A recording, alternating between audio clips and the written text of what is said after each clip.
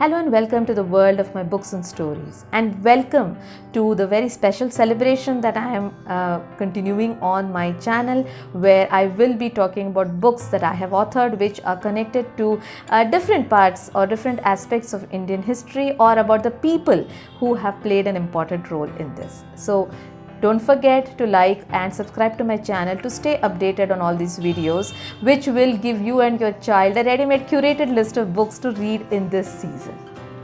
And the book or the person I'm going to talk about today is Mahatma Gandhi. Yes, the father of the nation. Now, the best way to find out about Mahatma Gandhi would be to read his autobiography, that is, the story of my experiments with truth. But this is something which might be a little challenging for many children, primarily because this is a really long book. Secondly, it references several events which occurred in Mahatma Gandhi's life, which may not be of very great interest to children.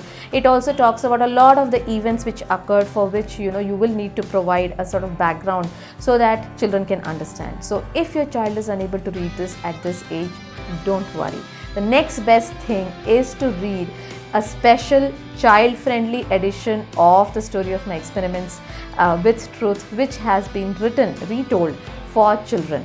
So here, presenting my retelling of this amazing book, the story of my experiments with truth, written by Mohandas Karamchand Gandhi.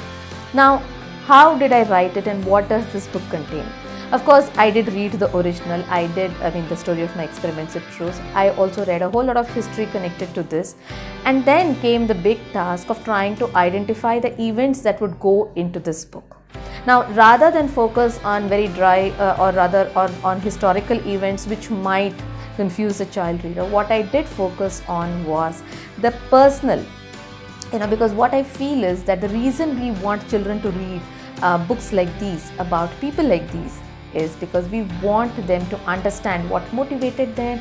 We want them to understand the kinds of experiences they went through and what made them strong enough to fight in this manner. And I felt that the personal development of Mohandas Karamchand Gandhi was a fascinating topic for any child to read about.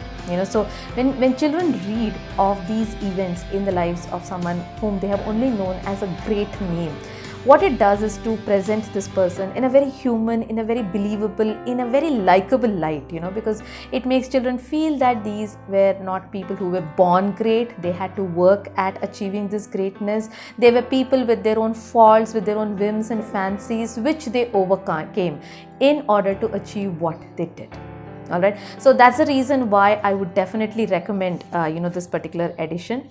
Let me read out a little bit so that you will understand what I mean. So he talks about where he grew up and how he went to school, and then he talks about this one incident which is very well known about how the education minister came to school, and he was the only one who didn't copy a word, even though he was being prodded by his teacher to copy so that he would do well. And then he says, I was deeply influenced by two stories in those days. The story of Shravan's devotion to his parents filled me with a longing to serve my own parents. The story of Harish Chandra made me wonder, why can't we all be truthful like him? Now, again, I put these in because you can see where Mahatma Gandhi's love for the truth comes. It came from what he read in his childhood. When I was 13, I was married to Kasturbai. I'm afraid I was a jealous husband, and my attempts to control Kasturbai led to frequent quarrels. I thought this was amazingly honest and courageous of Mahatma Gandhi to accept this, and that's why I put it in the book, because I wanted children to understand that a great man, accepts his own fault and then works to overcome them.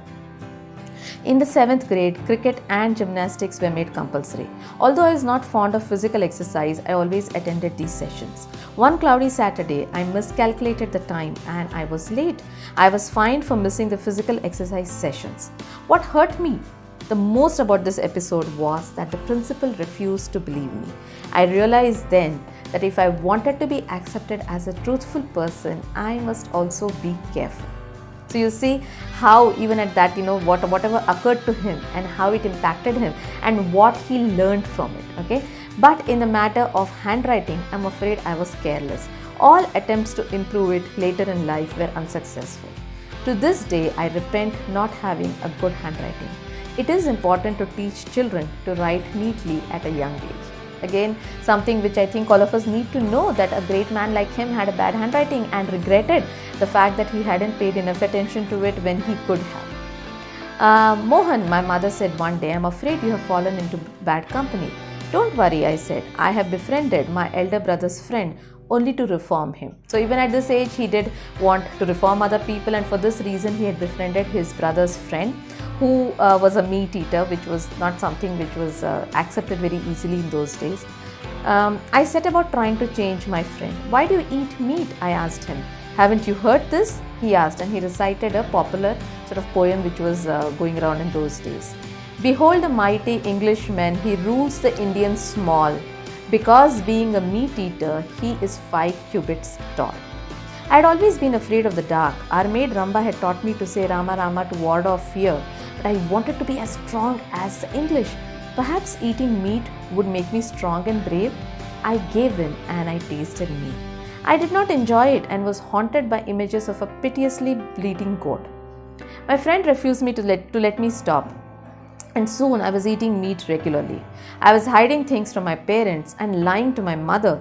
I felt very guilty, and finally, about a year after I had begun eating meat, I gave it up and have never gone back to it. Again, I felt that this was a very, very interesting episode in his own life, narrated in his own words, because what it shows is his realization of what he did wrong, also the reasoning why he did it, but his realization and his feeling of guilt and how he fought to overcome it. Alright. Now there are other things in this book which I really think make it a buy, a really good buy for any child. When the book is done, there's something called taking things further. So this segment, basically provides extra information. The most important in this is filling in the spaces. Now, when you are bringing down this big book written by Mohandas Karamchand Gandhi about his experiences and, sort of distilling it into the slim little volume, naturally there are many events which have to be left out. And filling in the spaces talks about some of the important events which have been left out of this book. Alright, so basically at the end of it, your child has a very good idea of what happened in Mahatma Gandhi's life. The other section that is there is back in time. Again, this is really, really relevant because a lot of the things that occur or which are talked about in this book may not immediately be understood by the child reader. But back in time gives you a sense of the historical, political, cultural situation of that time, which makes you, it provides a backdrop against which you read this book, which helps you understand the book and the events and people's behavior much, much better. And then comes a section which is called Finding Out More. So basically this book does not presume to think that this is the end of what you need to read about or by Mahatma Gandhi. It provides you with a list of other books by other authors which have dealt with either the life of Mahatma Gandhi or with the freedom struggle itself. There are also websites listed that you can look at to find out more about this great man. There are movies that you can watch to understand this man. And then finally comes what is called the food for thought. So food for thought is something which assumes that reading this book is not going to assumes rather that reading this book is going to give rise to a lot of questions in your mind, and it helps you along by outlining a few of these questions. So these questions essentially draw your attention to various aspects of Mahatma Gandhi's character and help you speculate and discuss these, which basically means that you understand this man far better than you ever would have had you read, a dry history book.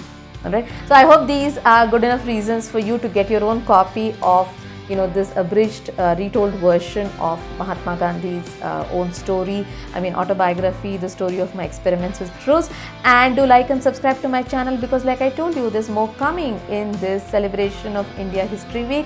So, bye-bye and thank you for watching.